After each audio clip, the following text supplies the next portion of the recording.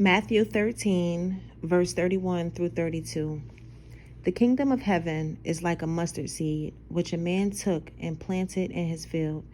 Though it is the smallest of all seeds, yet when it grows, it is the largest of garden plants and becomes a tree, so that the birds come and perch in its branches. Now, in the parable of the mustard seed, it can be viewed in a multitude of different ways. Life experiences, right, in society, I feel like they've taught us to judge a book by its cover. How could my belief or my faith be compared to a mustard seed? Now, I don't know if you've ever seen an actual mustard seed, but it is so small. And the reference of it on a biblical text, it states that the faith of a mustard seed has the ability to move mountains, right? So if life shows up, because life is going to show up for us, and life will show up to the point where even if you have a mustard seed of faith, experience will break that mustard seed in half, step on it, and crush it. The parable that tells us to ensure that we maintain at minimum a mustard seed of faith, it tells us that things always have a way of working itself out. So if the mustard seed is the smallest of seeds, but it also grows and develops into the largest of plants, this parable teaches us that, the master, who is the master of your life? What is the master of your existence? What do you believe in? Are your beliefs easily diminished? And will life's experiences corrode your mind to the point completely throw away all forms of belief in anything that's greater than you? It doesn't say that our faith isn't going to fail us, because it will fail us. Man will fail us. That's why there's a quote that states, "Trust no man but God." And you surely should not put your faith in any type of human existence larger than the creator of all existence. But what happens is that, we arrive at a space where we find ourselves serving these masters. And we don't realize, a lot of us don't realize that we are serving masters.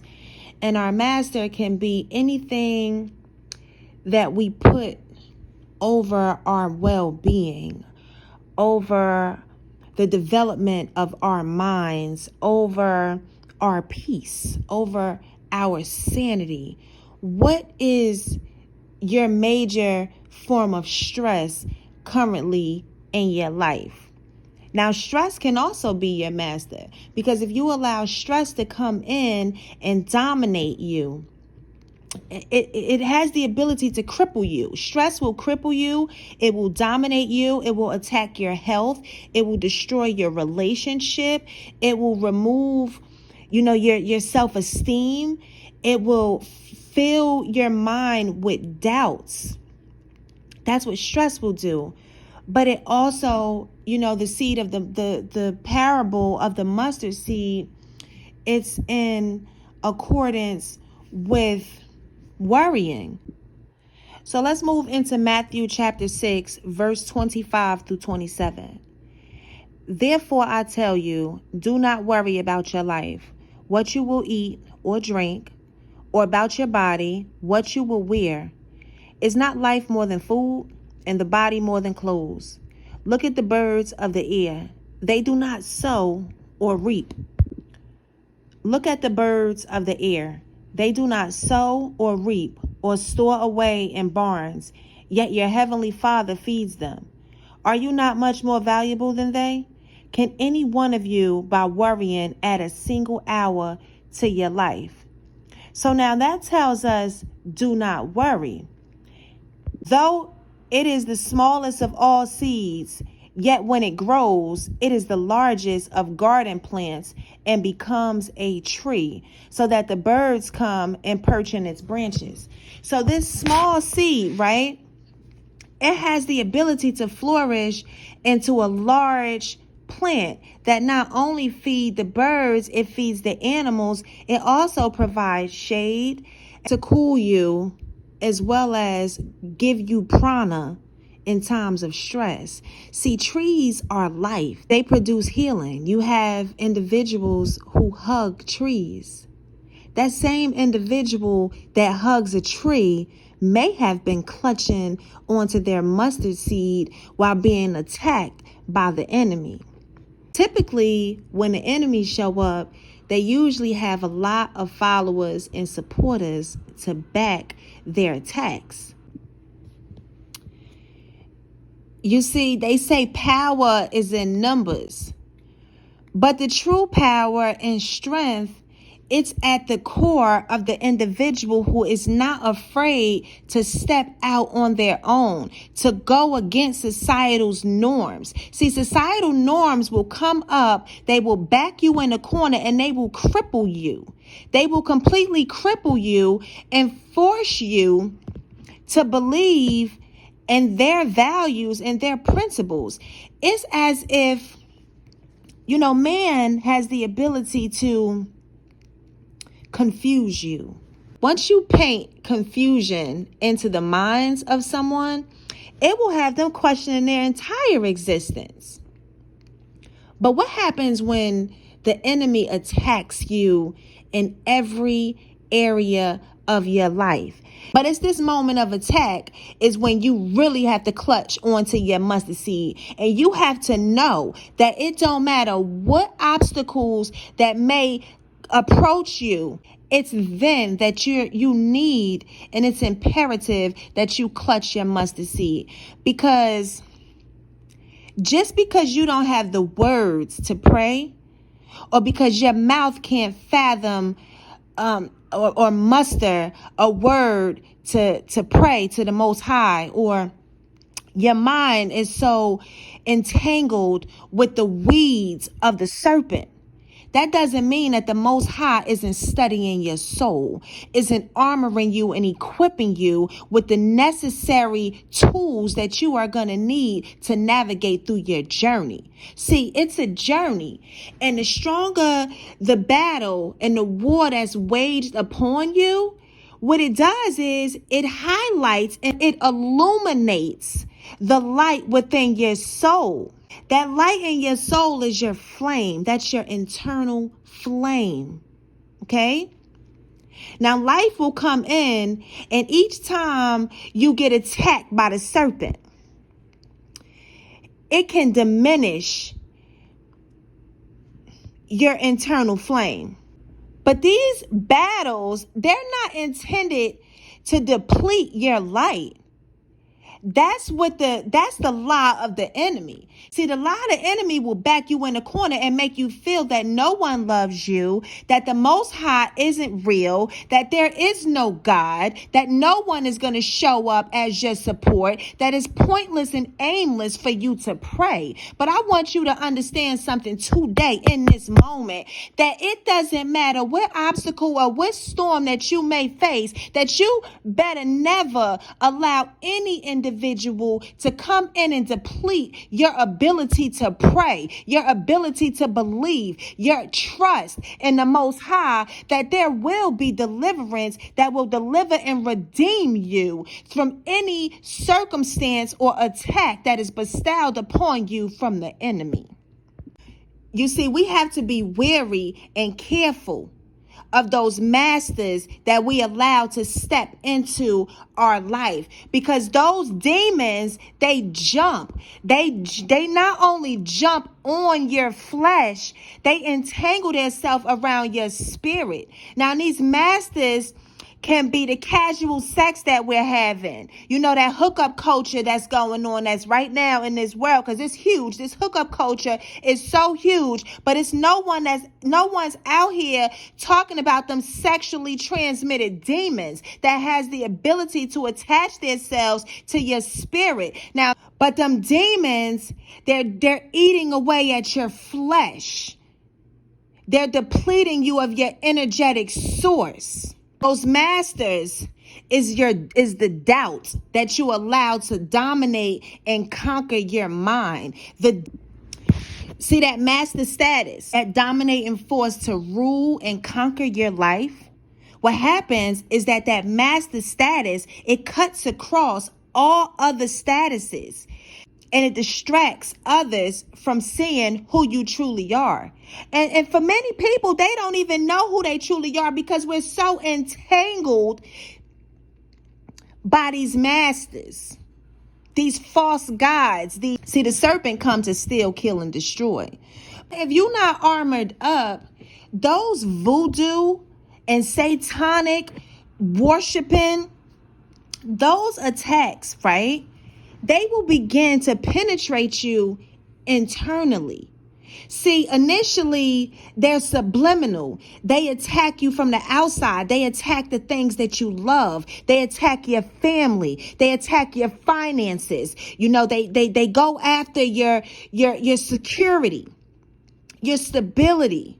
Then it starts, it's the serpent. See, the serpent is very sneaky. Then it has a way of getting inside of you. See, once it gets inside of you, that's when it has the ability to confuse you. That's when that confusion starts to set in. It starts to entangle itself around your mind.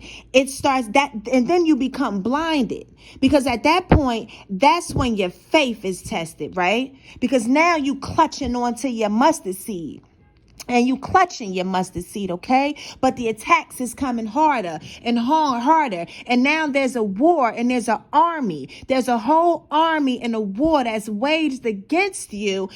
The only weapon that you have is your armor of your mustard seed. It's that faith. But I'm going to tell you, in the midst of that war, right, sometimes that mustard seed is going to break in half. And that war will bust your mustard seed down. It will step on your mustard seed. That will be your faith. That will be your dreams. It will remove everything that you ever loved away from you.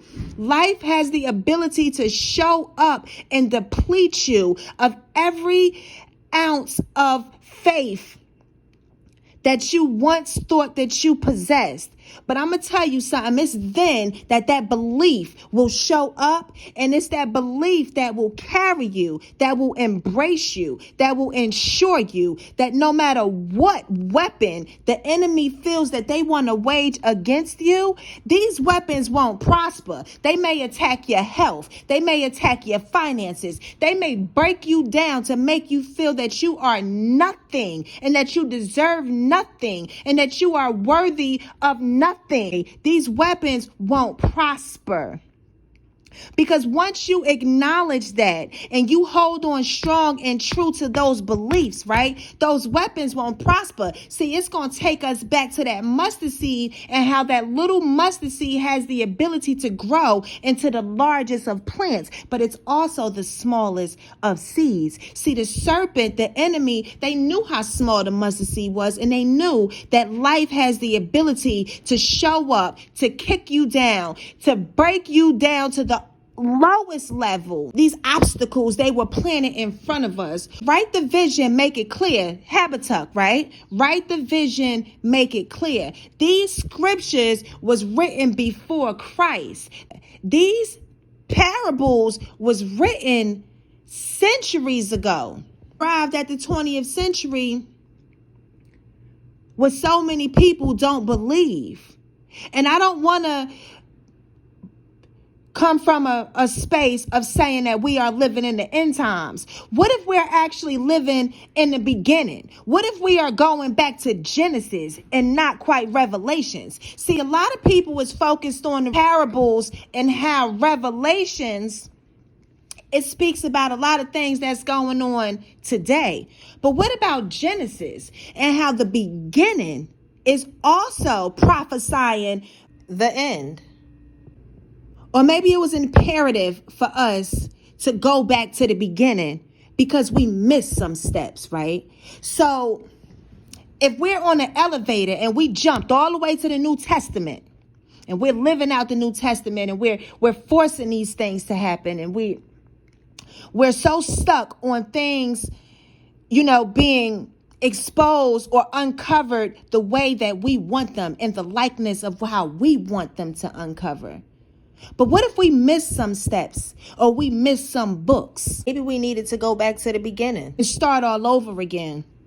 Because it's then that maybe we will pick up that mustard seed and we will say, even if my mustard seed was taken, it was broken, it was stepped on, it was crumbled, I'm going to pick this mustard seed up. And even if I have to make a monument, the same way that they make these monuments of the shattered glass, right? And the chipped glass and the sparkle, there's always going to be light at the end of the tunnel. See, even if you have to pick up the crumble and the ashes and the broken pieces of your mustard seed, you still has the ability to reconstruct that mustard seed and build a lasting, firm foundation that cannot be penetrated by the enemy. But see, even when you build that firm foundation, the serpent is still going to sneak in.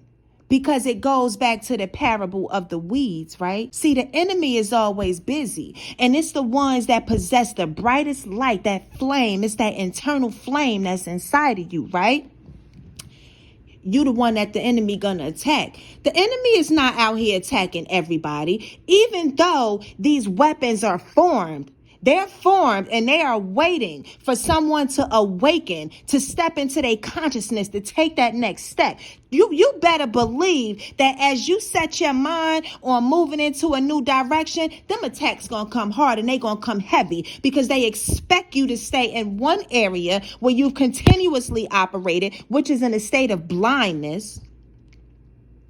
And the reality is that it's designed that way because we're operating in generational cycles that needs to be dismantled and reconstructed and rebuilt. But if we continue to operate underneath these broken generational social norms, the lack thereof of the intergenerational mobility. See, there's supposed to be increase as we move through these generations.